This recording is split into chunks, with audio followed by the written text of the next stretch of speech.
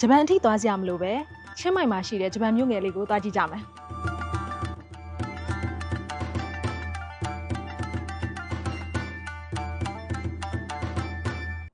ဟိုဂျီချာလို့နာမည်ပေးထားတဲ့ဒီအိမ်လေးက204 square meter ရှိပြီးတော့အိတ်ခမ်း4ခန်းနဲ့ရေချိုးခန်းအိမ်သာ5ခန်းပါရှိပါတယ်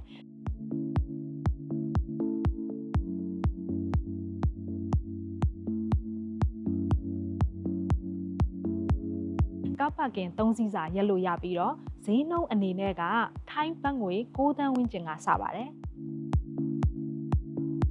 အသေးဆုံးဖြစ်တဲ့ဒီအိမ်လေးကိုတော့မချာလို့နာမည်ပေးထားတယ် square meter အနေနဲ့186 square meter အကျယ်ရှိပါတယ်အိတ်ခမ်း4ခန်းနဲ့ရေချိုးခန်းအိမ်သာ4ခန်းပါတဲ့အပြင်ကားပါကင်က3စီးစာရက်လို့ရပါတယ်ဈေးနှုန်းအနေနဲ့ဆိုလို့ရှိရင်9 သန်းကျော်ကစပါတယ်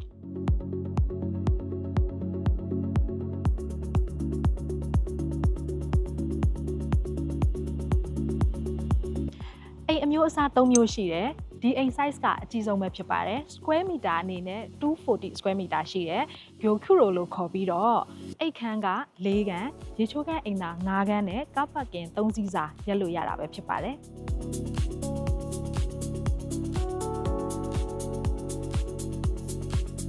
ဈေးနှုန်းအနေနဲ့ဆိုလို့ရှိရင်12 million ဘတ်ထိုင်းဘတ်12 သန်းဝန်းကျင်ကနေပြီးတော့စပါတယ်